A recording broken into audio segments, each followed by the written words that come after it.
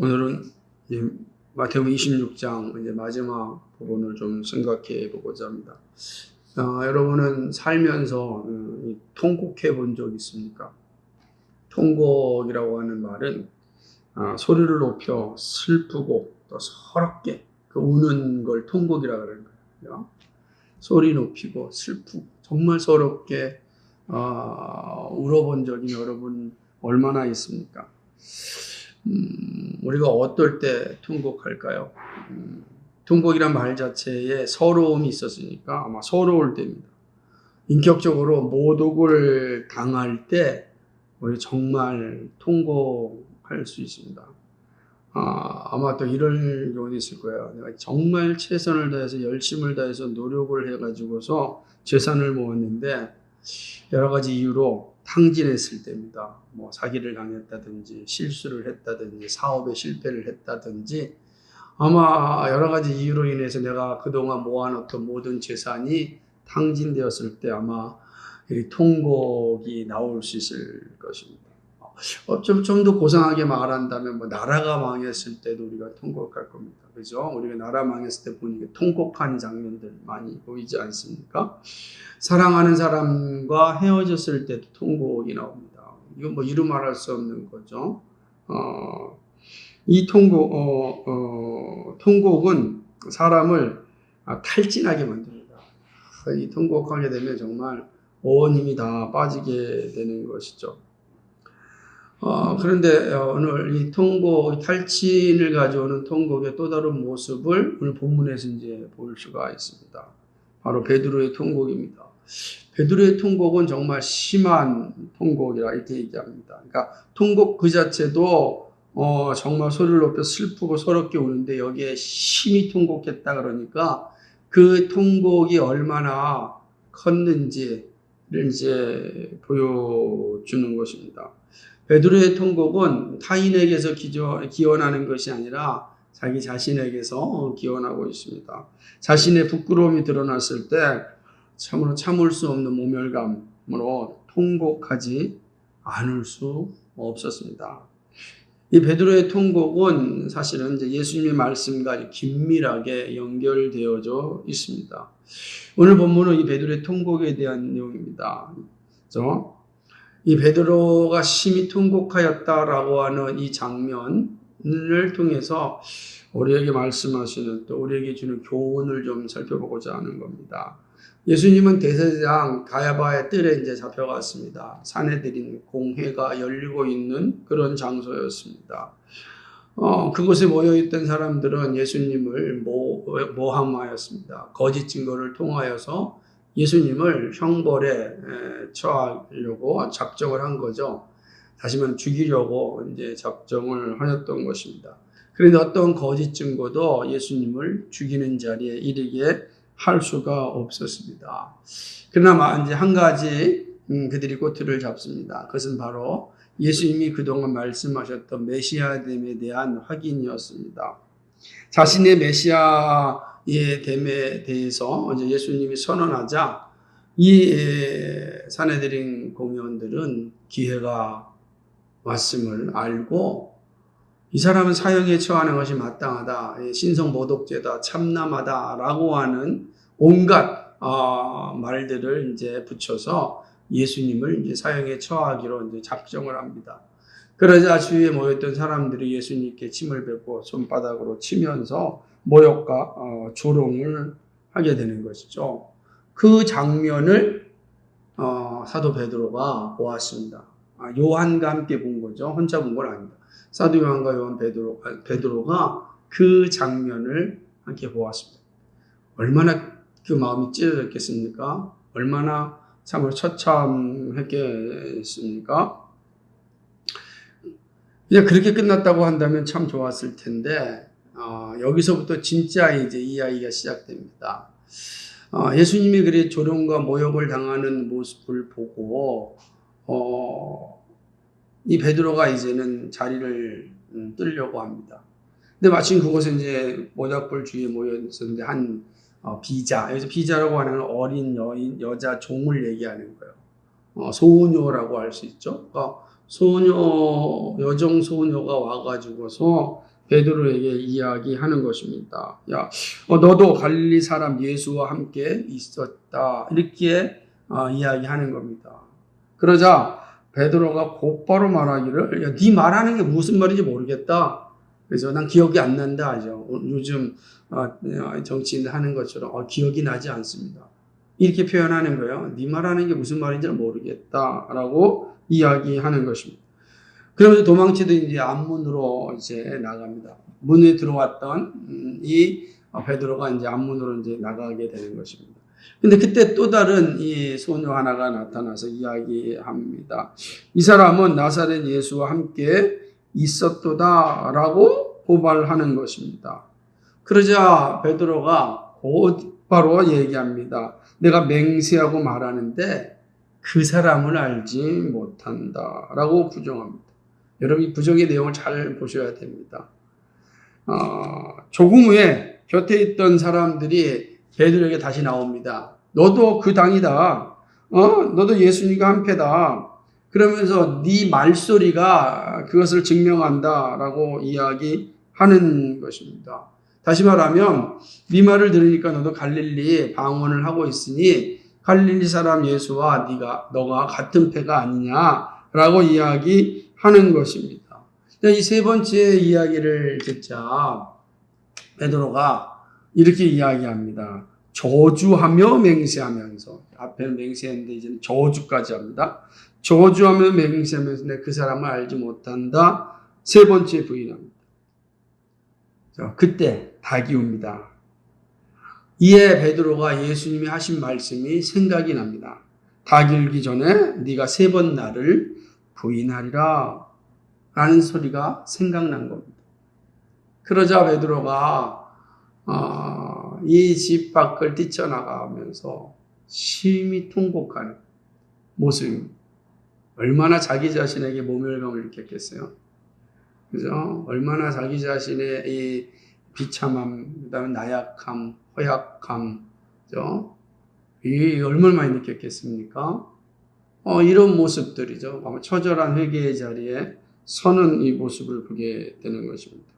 그토록 자신만만하였던 베드로는 예수님을 3번씩이나 부인하였습니다. 아주 철저한 배교죠. 3번이라고 하는 건 완전수 개념이니까 아주 완전히 배교하였다라고 하는 것을 보여주는 것입니다. 베드로의 이 부인하는 모습을 잘 이렇게 살펴보면 재밌습니다. 처음에는 수동적으로 이야기하면 네가 무슨 말을 하는지 난 모르겠다 이렇게 이야기합니다. 근데 두 번째는요, 맹세합니다. 그러면서 어떻게 나오니 예수님을 향하여서 그 사람이라고 낮춰부릅니다. 그 사람 모른다. 그 사람이라고 얘기하는 거죠. 그 사람.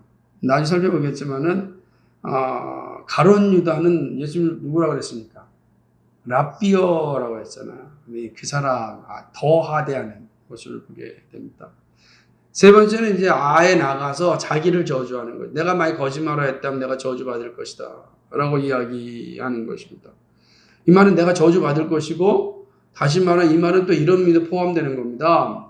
내가 거짓말을 했다면 내가 유대 공동체에서 쫓겨남을 당하는 것이 당연하다라는 거예요. 이 저주의 저주거든요. 자기 공동체에서 이 쫓겨남을 당한다. 이건 정말 저주받은 자들만 받은 거 아니겠어요? 베드로가 그렇게 얘기하는 겁니다. 내가 만약에 거짓말을 했다고 한다면 나는 저주받은 게 합당하고, 그리고 유대인 공동체에서 내가 쫓겨나는 거 그거 합당하다. 이렇게 아주 자신만만하게 베드로는 이야기하는 것입니다. 다시 말하면 아주 확실한 배교죠. 확실한 배교가 이 베드로의 모습 가운데 나타나는 것입니다.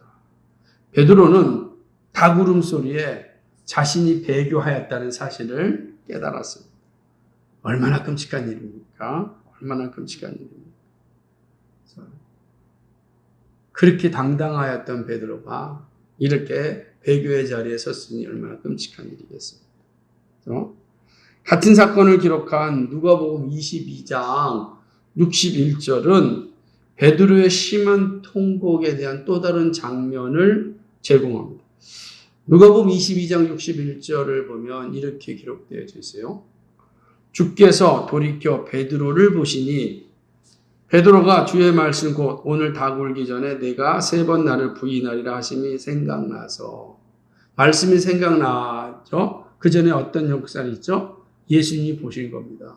3번 예수님을 부인한 베드로를 예수님이 보신 겁니다. 보셨어요. 근데 여기서 예수님이 보시다라고 하는 건, 이 보다라고 하는 단어가 뭐 베드로를 경멸적으로 보다, 아이고 이놈의 자식 자신만만하되 나르게 배반해 이 나쁜 놈, 이렇게 이런 독한 눈으로 보다, 그런 게 아니라 이 단어가 가지고 있는 의미는 매우 애정어린 눈으로 보다라고 하는 겁니다. 이 블레포라고 하는 단어. 그러니까 예수님은 말씀하신 대로 제자들은 다 도망가고 절대 도망가지 않겠다고 다짐하였던 베드로에게 3번 나를 부인할 거라는 말씀을 하셨습니다. 그렇죠? 절대 저는 예수님 도망가지 않을 겁니다. 모든 제자들이 다 도망가서 저는 도망가지 않을 겁니다. 그때 예수님께 너 오늘 다 굴기 전에 3번 나를 부인할 것이, 이렇게 말씀했거든요. 아마 베드로 속으로 무슨 말씀입니까? 저는 절대 그런 일 없습니다. 제가 어떤 사람입니까? 제가 누굽니까? 베드로입니다. 이렇게 아마 속으로 이야기했을지 모릅니다. 그런데 지금 예수님이 하신 말씀이 이루어지는 장면을 예수님이 보십니다. 3번이나 예수님을 부인하고 난 저주하며 맹세하면서 그 사람 몰라요? 라고 하는 그 베드로를 지금 보고 있는 거예요. 참으로 기가 막힌 일입니다. 그런데 예수님은 그 장면을 애정 있게 보았다는 거죠. 그러니까 우리의 긍휼한 마음으로 지금 보고 있다라고 하는 사실입니다. 예수님은 베드로의 심한 통곡을 이미 아신 거죠. 예수님의 애정 있는 시선 앞에 베드로의 부인으로 인한 통곡, 이게 바로 본문의 주제입니다. 예수님의 말씀대로 성취된 베드로의 이 부인, 이 배교와 통곡이 주는 교훈이 아주 분명합니다. 그래서 오늘 말씀은 이 베드로의 통곡이 가진 의미가 무엇인지 함께 생각함으로 또 우리의 모습을 한번 돌아보고자 합니다. 베드로의 통곡이 우리에게 주는 의미가 뭔가? 첫 번째 이거죠. 타락된 세상에서 누구도 신앙을 자신할 수 없다라고 하는 것입니다. 주는 그리스도시요 살아계신 하나님의 아들이십니다. 다른 사람은 다 버려도 저는 주님을 버리지 않겠습니다. 분명한 신앙 고백과 확신 있는 그런 믿음을 가졌음에도 불구하고 베드로는 그 위기 앞에서 자신의 생명이라고 하는, 생명이 정말 왔다 갔다 하는 그 위기 앞에서 배교하였습니다. 정말 베드로의 이 배교는 우리에게 있어 큰 충격이 아닐 수 없습니다. 우리가 사는 세상에서도 배신자라고 하는 낙인은 참으로 힘든 겁니다. 배신자다라고 할 때는 이거를 평생을 짊어지고 산다는 게 얼마나 힘들고 어려운 일이겠습니까? 근데 지금 베드로가 그런 배신자가 되었습니다. 베드로의 배교는 우리가 신앙에 대해서 질문하지 않을 수 없습니다. 절대로 배신하지 않겠다던 말이 하루도 지나지 않아서 거짓말로 판명되었습니다. 한 달이 아닙니다. 1년도 아니고 10년도 아니고 하루도 지나지 않아서 거짓말로 판명되었습니다. 천국의 열쇠까지 받았던 베드로 아닙니까? 천국 열쇠까지 받은 베드로예요. 그런데 배교자가 되었습니다. 여러분, 베드로를 어떻게 이해할 수 있겠습니까? 베드로의 모습에서 분명하게 배울 수 있는 교훈은 이 땅에서 누구도 자신의 신앙을 자신할 수 없다라는 사실을 아주 정확하게 보여주는 것입니다. 믿음의 거룩함을 지속한다는 것이 얼마나 어려운지를 보여줍니다. 얼마나 어려운지 몰라요. 이 믿음의 이 길을 지속해서 간다는 건 정말 쉽지 않습니다. 우리 역시 베드로와 같은 자리에 서지 않는다고 자신할 수 있겠습니까? 저는 베드로는 배신했어도 저는 배신하지 않겠습니다. 라고 자신 있게 말할 수 있겠습니까? 적어도 베드로와 같은 죄는 짓지 않는다고 확신할 수 있겠습니까? 다른 것은 몰라도 저는 신앙 버리지 않겠습니다. 확신할 수 있겠습니까?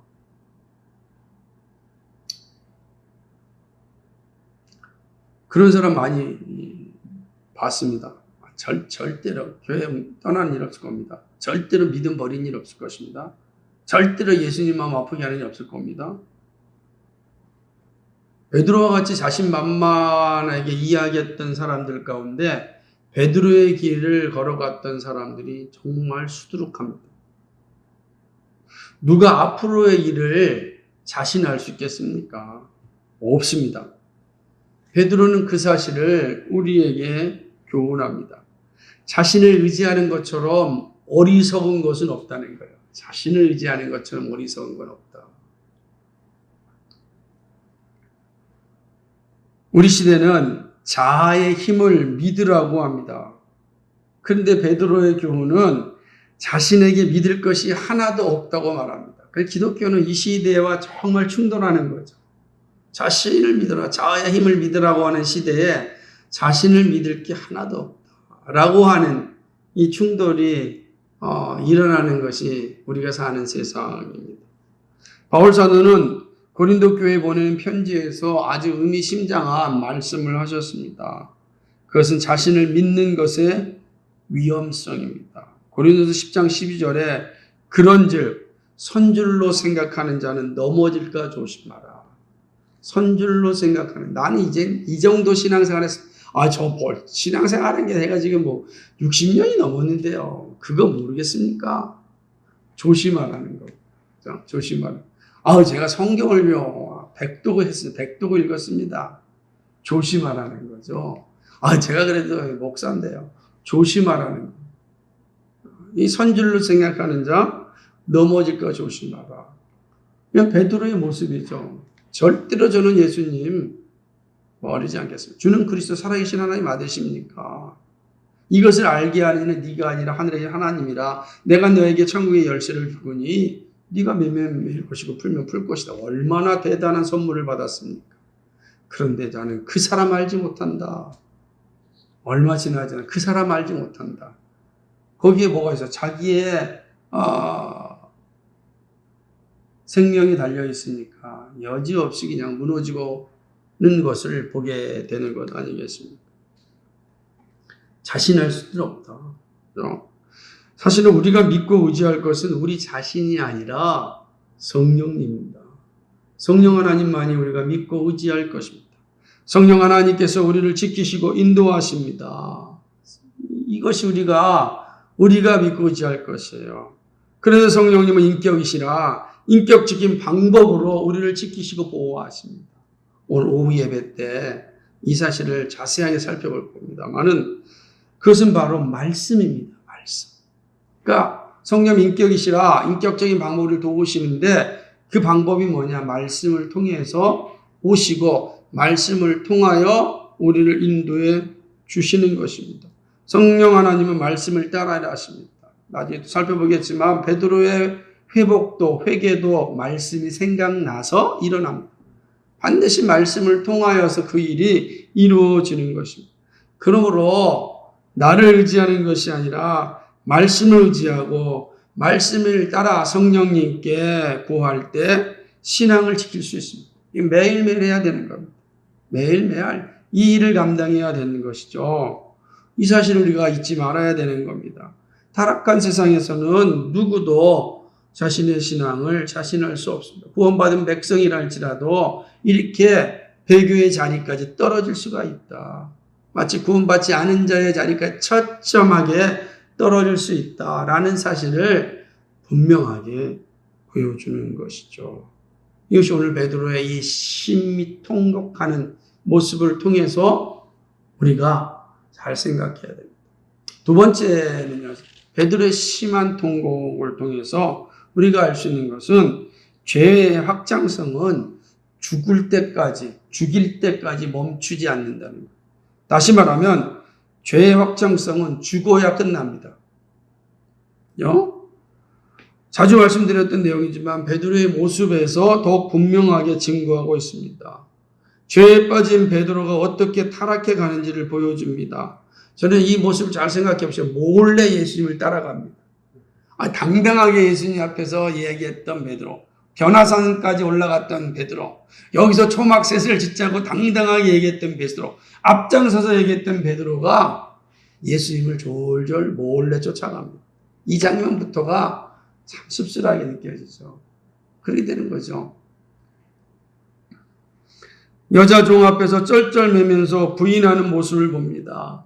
극기하는 예수님을 향하여 그 사람이라고 이야기합니다. 그 사람. 주님이 아니에요. 랍비도 아니에요. 그 사람이에요. 가룟 유다는 랍비라고는 했어요. 그 사람. 선생도 아니고 그 사람. 아주 철저하게 예수님을 배신하는 그런 장면입니다. 그것도 예수님 보는 눈앞에서 배신합니다.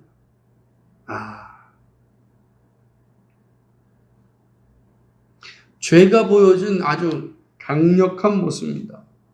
베드로는 많은 말을 남겼습니다. 주는 그리스도 살아계신 하나님일 뿐만 아니라 다른 사람 몰라도 저는 절대로 떠나지 않겠다라고 한 베드로였지만 그가 행한 이 범죄를 보면 끔찍합니다. 죄가 무엇인지를 아주 정확하게 우리에게 보여주고 있습니다. 죄는요, 아주 작은 죄라도 죽이지 않으면 그 죄는 점점 확장해서 정말 이렇게 철저한 배교의 모습까지 가게 합니다.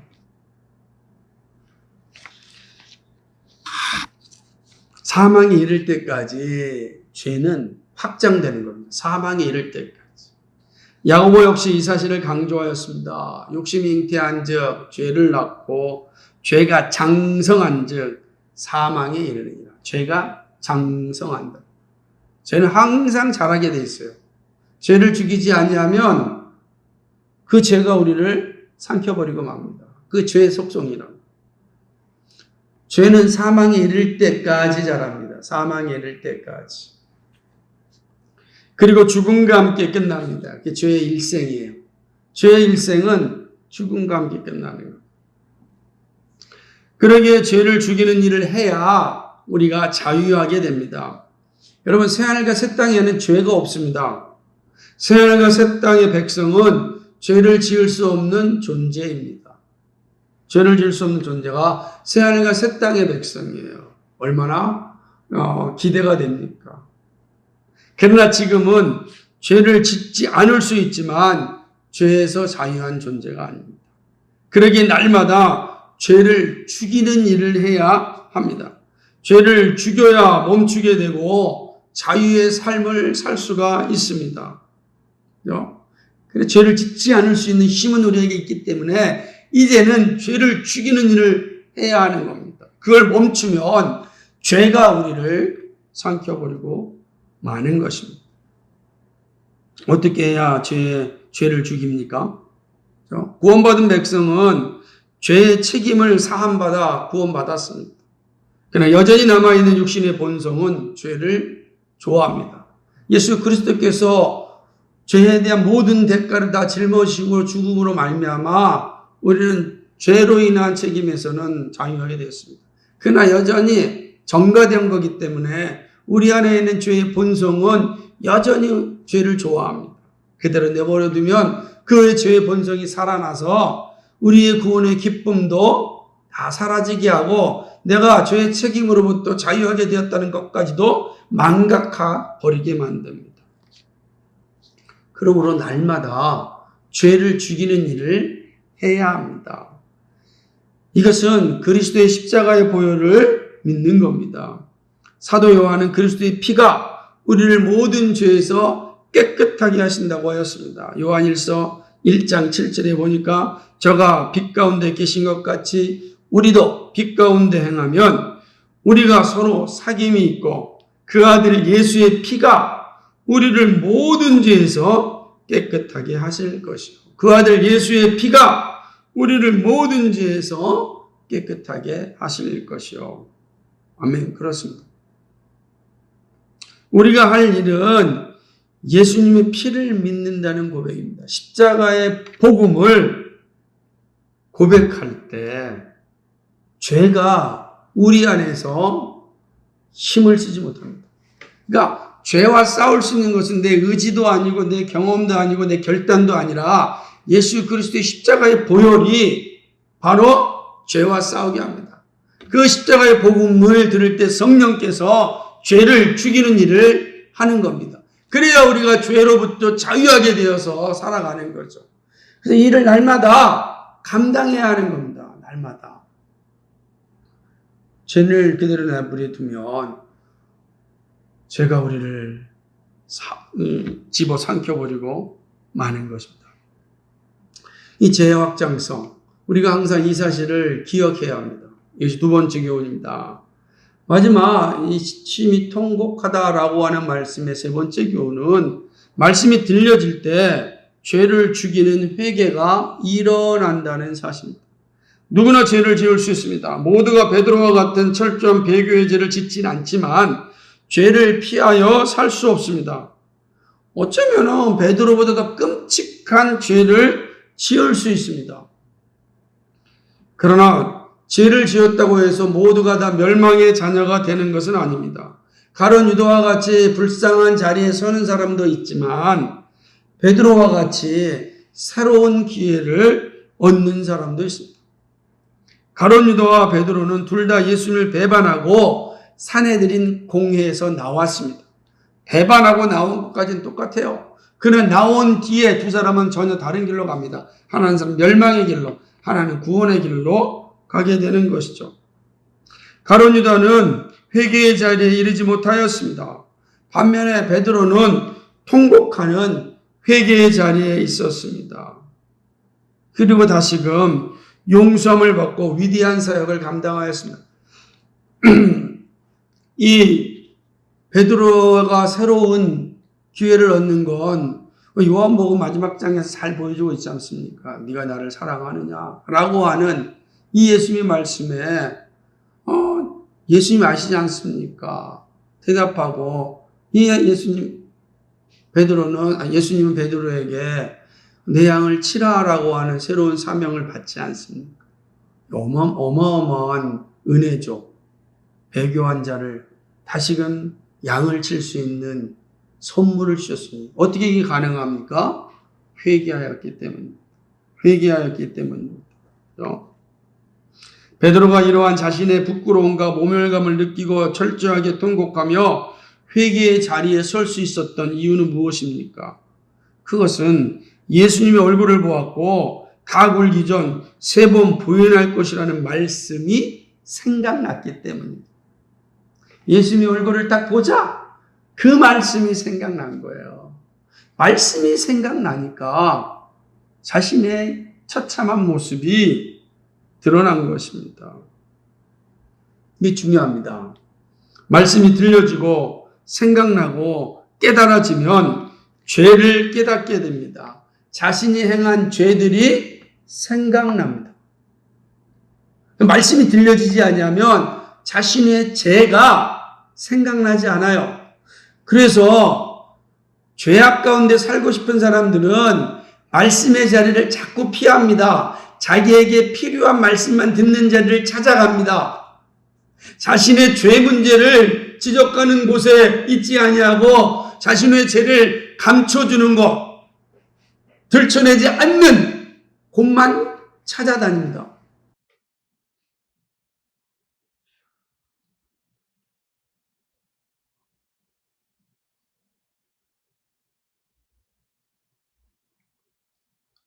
예수님은요, 이렇게 말씀하셨습니다. 진리를 알지니 진리가 너희를 자유케 할지니라 그랬어요. 진리가 와야 자유하게 되는 겁니다. 왜 그렇습니까? 진리가 죄를 죽이게 하고 회개의 자리에 이르게 하고 우리로 하여금 자유의 자리로 가게 하기 때문에 그렇습니다. 말씀이 들려질 때 죄를 깨닫고 죄를 죽이는 회개를 할 수 있습니다. 그러면 자유가 주어집니다. 그러므로 회개의 자리에 이르는 길은 말씀을 듣는 자리입니다. 예수님께서 요나의 이야기를 전하셨습니다. 그러면서 이런 얘기했습니다. 니느웨가 왜 회개했는지 이방 나라 아닙니까? 이방의 나라인데 니느웨가 왜 회개했는지 아느냐? 니느웨가 회개한 것은 다른 것이 아니다. 바로 요나의 전도를 듣고 회개했다. 이렇게 말씀하셨어요. 누가복음 11장 32절 말씀이에요. 요나의 전도. 전도가 뭐예요? 말씀이다. 요나가 전한 말씀을 듣고 니느웨가 회개하였다. 이렇게 말씀하셨습니다. 매우 중요한 겁니다. 회개하라는 말씀을 니느웨가 듣지 않았습니까? 바울이 다메섹 도상에서 회개할 때 예수님의 말씀이 있었습니다. 사도행전 9장 4절에 보면 예수님이 나타나셔서 사울아 사울아라고 부르셨습니다. 예수님의 말씀이 들려졌을 때 사울이 회개하였습니다. 말씀이 들려지고 말씀이 생각나고 말씀이 깨달아지면 회개의 자리에 이르게 됩니다. 그러므로 항상 말씀의 자리를 소중하게 생각해야 되는 겁니다. 우리가 잘 알고 있다시피 시편 기자가 말하기를 복 있는 사람이 누구냐라고 이야기할 때 오직 여호와의 율법을 즐거워하여 그 율법을 주야로 묵상하는 자로다 그랬습니다. 그게 복 있는 사람이에요. 왜 복 있습니까? 죄를 죽일 수 있기 때문입니다. 왜 복 있습니까? 자유를 얻기 때문입니다. 여러분 이만큼 큰 복이 어디 있습니까?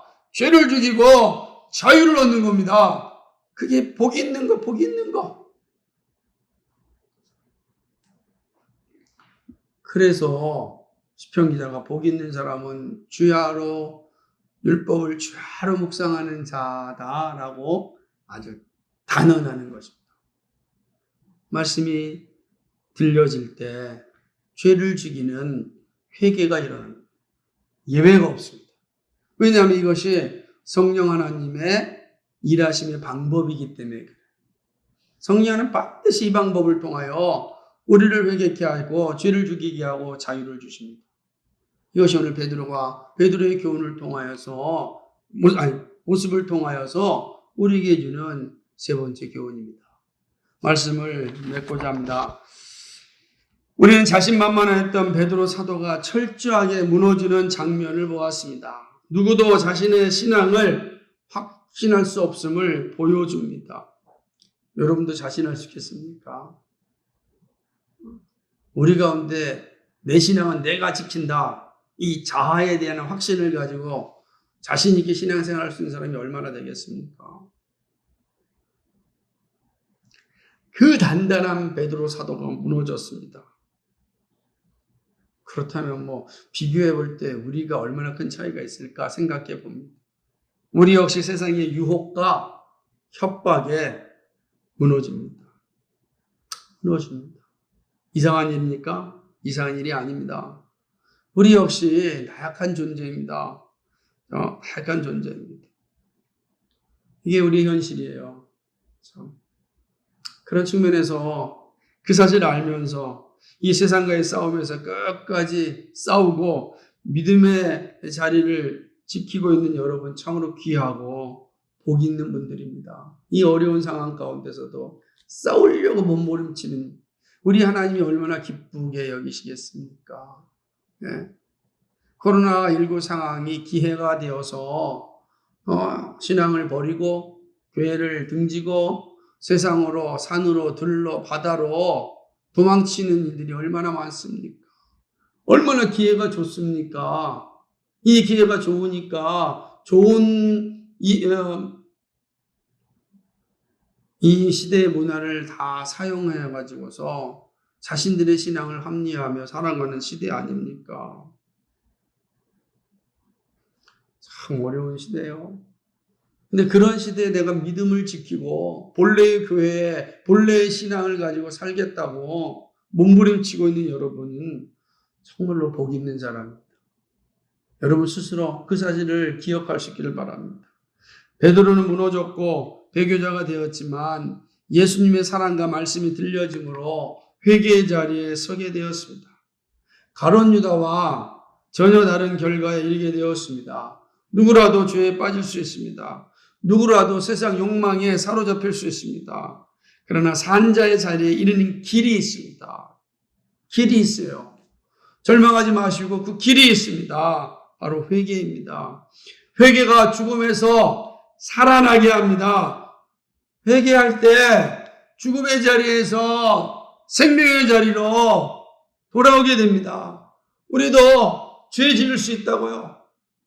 그러나 여러분 절망하지 마십시오. 죄의 자리에 섰을 때 여러분 하나님 앞에 통곡하십시오. 하나님 앞에 철저히 회개하십시오. 그 자리가 사는 길입니다. 그러나 그 회개는 말씀이 들려질 때 일어납니다. 내 영혼의 말씀이 깨달음이 있을 때 회개의 자리로 나오게 합니다. 그런 말씀을 듣는 자리에 어떻게 해서든지 간에 악착같이 있어야 되는 겁니다.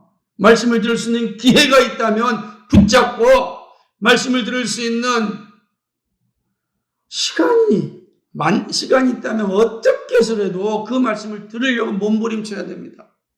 왜냐하면 말씀이 들려질 때 내 영혼의 변화가 일어나기 때문입니다. 그런 측면에서 오늘 예배의 자리에 있게 된 것은 전적인 하나님의 은혜입니다. 그죠? 은혜죠. 생각해 보세요. 우리가 예배의 자리에 있다는 게 얼마나 감사합니까?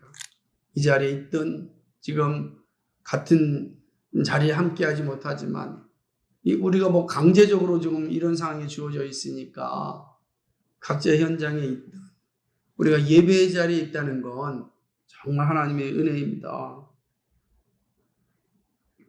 그러나 여러분 아무리 예배의 자리에 있다 할지라도요 우리 마음에 예배에 대하여 시험이 들 때가 많이 있음을 여러분 인식하셔야 됩니다. 죄는요 예배드리는 자에게도 유혹합니다. 그래서 예배드리는 자에게도 예배의 감동을 다 사라지게 하고 예배에 참석하였다고 하는 경험만 갖게 합니다. 이게 감동은 없는데 경험은 있어요. 참 이 마귀가 하는 일이 얼마나 끔찍한지 모르는 것입니다. 죄는 걷잡을 수 없는 힘을 가지고 있습니다. 베드로와 같이 예수님을 저주하는 자리에 이르게 합니다. 그러므로 여러분 정말 이 죄를 죽이는 일이 절대적으로 필요합니다.